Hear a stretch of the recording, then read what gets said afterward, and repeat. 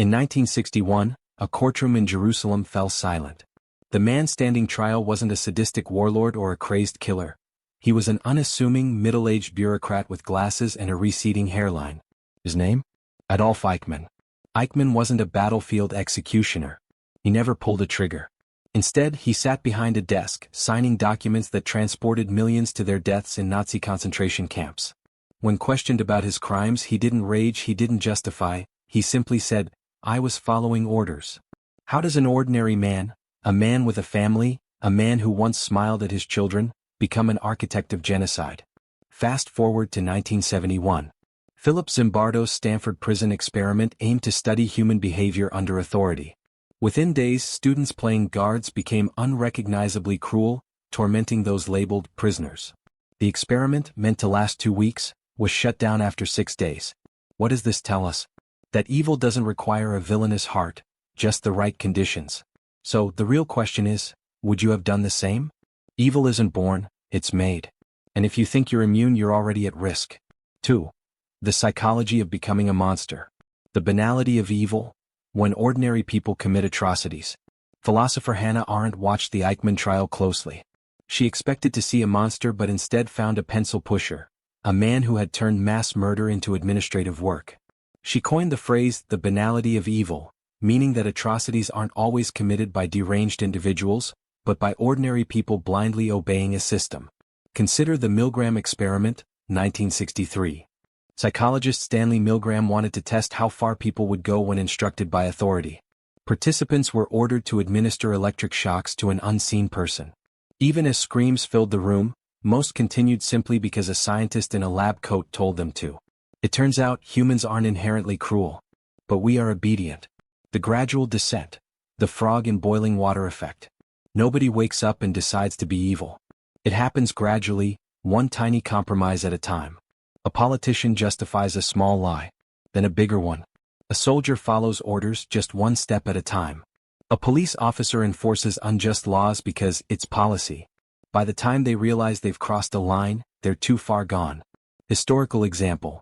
In Nazi Germany, it started with small restrictions against Jews. No citizenship. No intermarriage. Then businesses were seized. Then people were deported. By the time the world reacted, genocide was already happening. The power of groupthink and dehumanization. Psychologists have found that mob mentality can strip away individual morality. In the Rwandan genocide, 1994, radio stations repeatedly dehumanized the Tutsi minority, calling them cockroaches. This rhetoric allowed ordinary people to commit mass murder, because they no longer saw their victims as human. We see this even today. Political parties demonize opponents as evil. Social media turns disagreements into witch hunts. Wars justify killing by labeling the enemy as less than human. Key idea. You don't need to be evil to do monstrous things. You just need the right conditions. 3. The abyss stares back. How power warps the human soul. Nietzsche's warning. He who fights monsters must be careful not to become one. History proves it. Revolutions meant to overthrow tyranny often create new tyrannies. The French Revolution fought for liberty, only to unleash the reign of terror. The Russian Revolution ended the Tsar's rule, then built the Soviet gulags. The war on terror sought justice, but justified torture and endless wars. The problem? When you fight darkness long enough, you risk becoming what you hate. The justification of evil, for the greater good. The Spanish Inquisition executed thousands, not out of hatred but out of the belief that they were saving souls. Dictators, fanatics, and extremists rarely see themselves as villains. They believe they are the heroes. The lesson? Beware of those who justify cruelty in the name of righteousness. Master-slave morality, when victims become oppressors. After World War I, Germany was humiliated. The Treaty of Versailles crushed its economy, creating resentment. A young Adolf Hitler capitalized on this rage, turning victimhood into vengeance. The oppressed became the oppressors. The more we fight evil, the more we risk becoming it. 4. The transformation of the self, the hidden monster within. Carl Jung's shadow self, the darkness we deny. Psychologist Carl Jung believed we all have a shadow self, the dark, unacknowledged parts of our personality. Those who deny their shadow the most are the ones controlled by it. The religious leader who preaches purity, then commits sins in secret. The politician who condemns corruption, while taking bribes. The activist who fights injustice, until they justify harming others. Jung's warning? The less we acknowledge our darkness, the stronger it grows. The dark triad, the traits of monstrous leaders. Many of history's worst tyrants share three traits. Narcissism, they see themselves as superior. Machiavellianism, they manipulate others for gain. Psychopathy, they lack empathy. Examples: Stalin, Hitler, Mao, all had high levels of these traits. Why some people enjoy hurting others.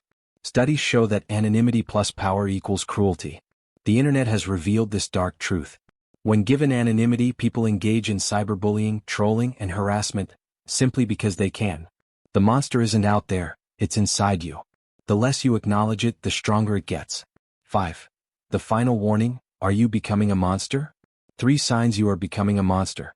You believe you're always right. You justify harming others for a greater good. You've lost empathy. The only way to prevent this descent. Nietzsche's solution? Instead of fighting monsters, create something new. Instead of tearing down, build. Instead of hating, understand. Final question. If you were in history's darkest moments, would you have been the hero? Or would you have been the monster? Are you absolutely sure? This isn't just a history lesson. It's a warning. Evil doesn't start with monsters. It starts with people like you and me. If this video made you think, subscribe. Because we need more people who question. Like, comment, and share. Because in the battle for morality, ignorance is the enemy.